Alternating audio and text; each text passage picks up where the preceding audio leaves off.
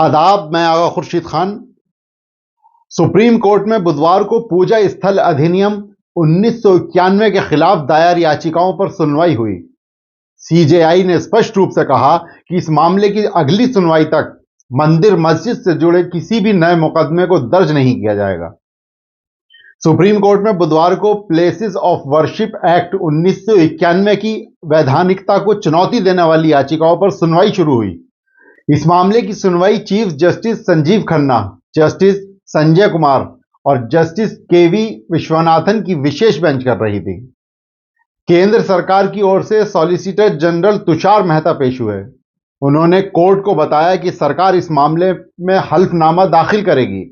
Supreme court ने कहा कि जब तक केंद्र का जवाब दाखिल नहीं होता तब तक मामले की सुनवाई पूरी तरह संभव नहीं है। साथ ही कोर्ट ने यह भी निर्देश दिया कि मामले की सुनवाई के दौरान किसी भी तरह के नए मुकदमे दर्ज नहीं किए जा सकते। एक खबर के मुताबिक सुनवाई के दौरान मुस्लिम पक्ष ने यह अपील की है कि अभी जो मामले लंबित हैं उन पर भी रोक लगाई जाए। बेंच के सदस्य जस्टिस के विश्वनाथन ने इस पर सहमति व्यक्त करते हुए कहा कि ऐसे मामलों पर रोक लगाना आवश्यक है ताकि कोई विवाद न बढ़े। आपको यह भी बता दें कि इस मामले की सुनवाई विभिन्न अदालतों में दायर की गई मुकदमों की पृष्ठभूमि में होगी, जिनमें से वाराणसी में ज्ञानवापी मस्जिद, मथुरा में शाही ईदगाह और संभल में शाही जामा मस्जिद से जुड़े मुकदमे शामिल हैं। सीजेआई ने यह भी कहा कि विभिन्न कोर्ट जो ऐसे मामलों में सुनवाई कर रही है वह सुप्रीम कोर्ट में अगली सुनवाई तक कोई भी अंतिम आदेश जारी नहीं करेगी और न ही सर्वे पर कोई आदेश देगी। मुस्लिम पक्ष से Jamiat Ulama Hind, Indian Muslim personal law board, Gyanvapi मस्जिद के प्रबंधन करने वाली अंजुमन इंतजामिया मस्जिद कमेटी, आरजेडी सांसद मनोज झा ने भी इस मामले में याचिका दायर की है। जमीयत का तर्क है कि एक्ट के खिलाफ याचिकाओं पर विचार करने से पूरे देश में मस्जिदों के खिलाफ मुकदमों की बाढ़ आ जाएगी। सुप्रीम कोर्ट के वकील हरिशंकर जैन ने 19 नवंबर को उत्तर प्रदेश के संभल जिले के सिविल कोर्ट में याचिका दायर की। इसमें दावा किया कि संभल की जामा मस्जिद ही हरिहर मंदिर था। उसी दिन याचिका स्वीकार हो गई। अगले दिन कोर्ट ने जामा मस्जिद के सर्वे का आदेश दे दिया। 5 दिन बाद यानी 24 नवंबर को टीम सर्वे के लिए फिर जामा मस्जिद पहुंची। वहां लोगों की भीड़ जमा हो गई। पथराव और गोलीबारी के बीच 5 लोगों की मौत हो गई। इसके 2 दिन बाद हिंदू सेना के अध्यक्ष विष्णु गुप्ता ने राजस्थान की अजमेर शरीफ दरगाह के संकट मोचन महादेव मंदिर होने का दावा कर दिया। देश भर के अलग अलग हिस्सों में यह सिलसिला बदस्तूर जारी है।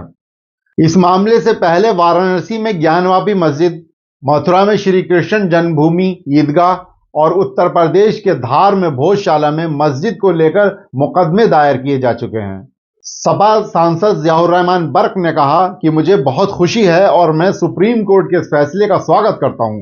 यकीनन देश इस फैसले का इंतजार कर रहा था, क्योंकि जिस प्रकार से चंद लोग इस प्लेसेस ऑफ वर्शिप एक्ट पर नजर बनाए हुए थे और जिनका पालन नहीं करके लगातार उल्लंघन हो रहा था।